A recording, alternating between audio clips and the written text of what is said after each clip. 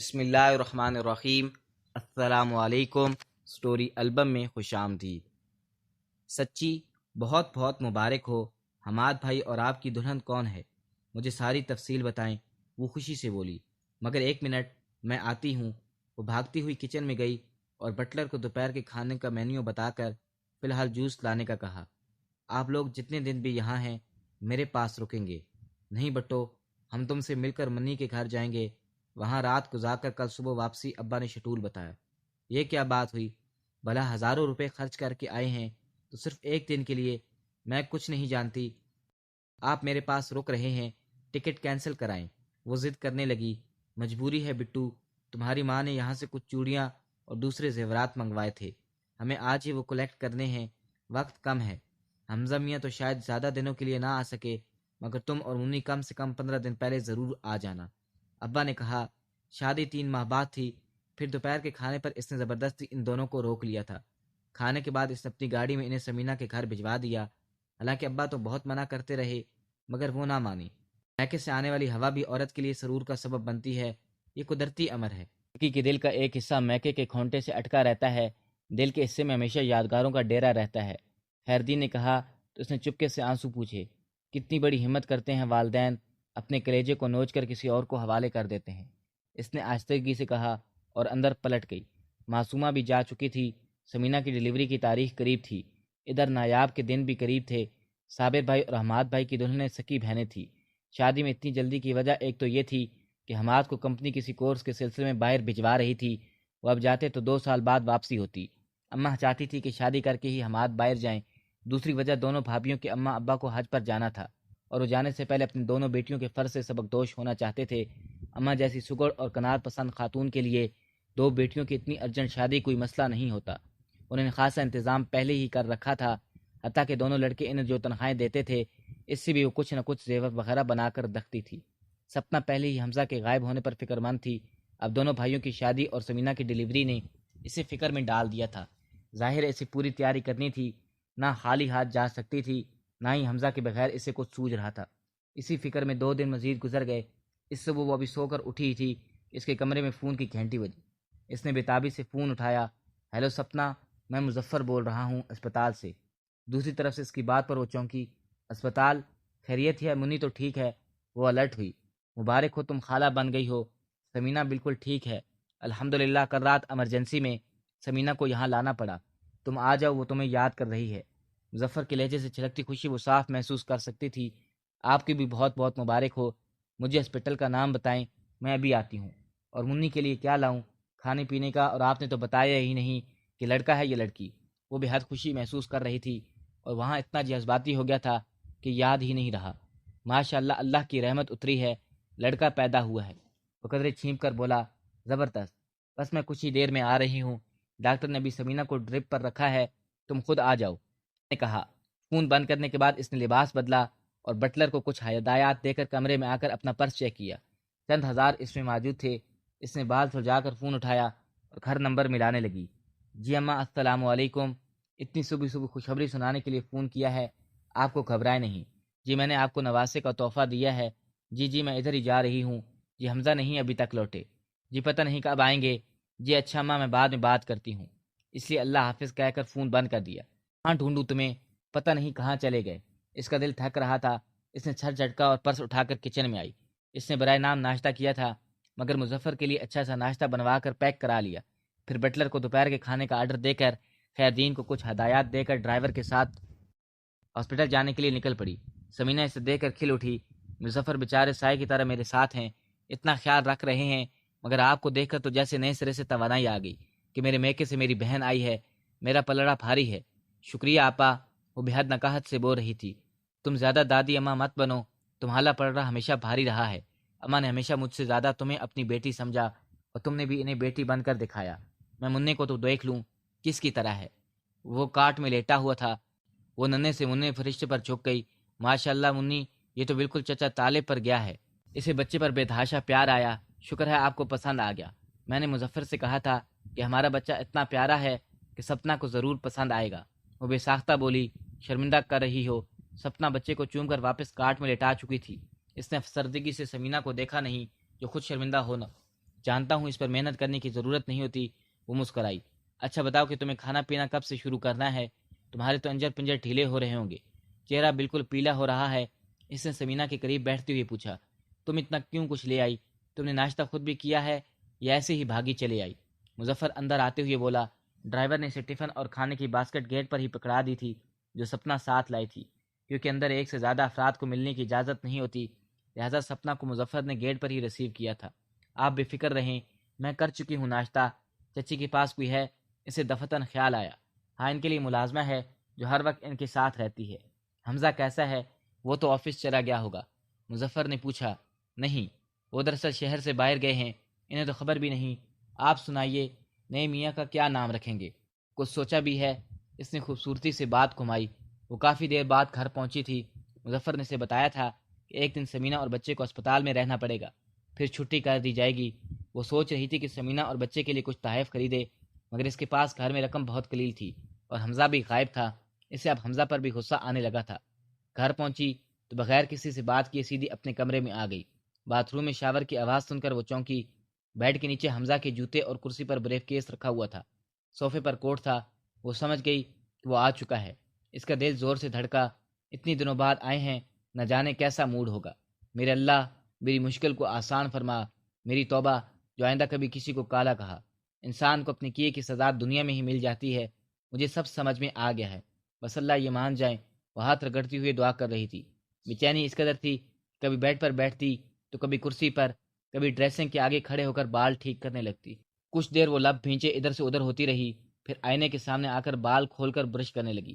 سفید کاٹن کے امبرائڈز لباس میں کھلی ہوئی ریشمی زلفوں کے احاطے میں بالکل ایسے ہی لگ رہی تھی جیسے بدریوں میں چاند۔ اس نے بالکل لائٹ سی پرپل شیڈ کی لیپ کلوز لگا کر ہلکا سا بلش آن لگایا اور دراز کھول کر اس میں سے ڈائمنڈ کے ننھے نوے آویزے نکال کر پہن لیے۔ انگلیاں خالی تھی۔ اس نے وائلڈ گولڈ کی 2 رنگز پہنی اور تنکری نظروں سے اپنا عکس دیکھا۔ ٹھیک ہے کا مارک لگا کر وہ پلٹی اور کمرے سے باہر نکل گئی۔ باہر خیردین سے مٹ بھیر ہوئی۔ اس نے حمزہ کے بارے میں پوچھا۔ جی بس کوئی 15-20 منٹ پہلے آئے ہیں۔ آپ کا پوچھا تھا تو میں نے بتایا کہ آپ مظفر میاں اور سمینہ بی بی کے بیٹے کو دیکھنے اسپتال گئی ہیں۔ خیردین نے حسب توفیق جواب دیا۔ کچھ کھایا انہوں نے؟ اس نے پوچھا۔ جی نہیں، آتے ہی نہانے چلے گئے، کافی کا کہہ کر گئے ہیں۔ بٹلر نے بھی بنائی نہیں ہوگی، میں اسے کہتا ہوں کہ بنا لے۔ وہ بولا نہیں رہنے دیں، میں خود بنا لوں گی۔ وہ کچن میں آئی اور کافی بنانے لگی۔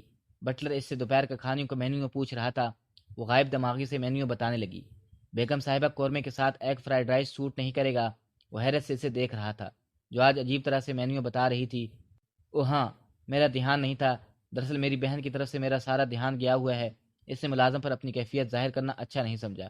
جی کیسی طبیعت ہے چھوٹی بیگم کی، اور بچہ کیسا ہے؟ بٹلر نے پوچھا۔ شکر ہے دونوں ٹھیک ہیں۔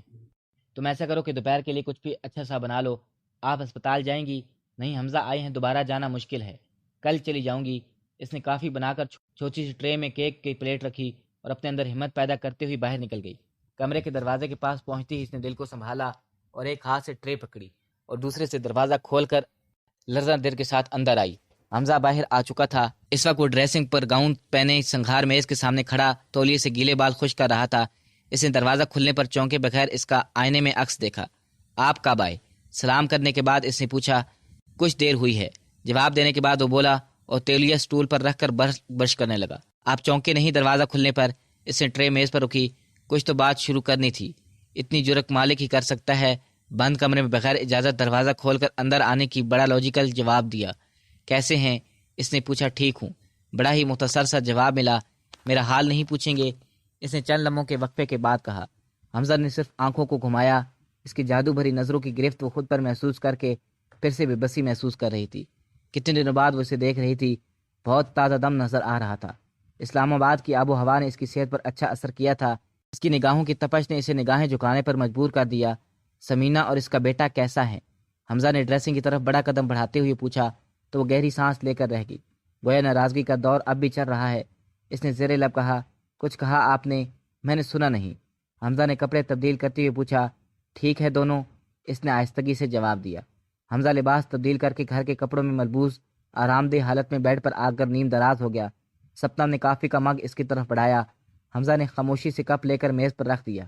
بغیر بتائے بنا کسی اطلاع کے غائب ہونے کا کیا مطلب؟ وہ مزید برداشت نہ کر سکی تو بول پڑی۔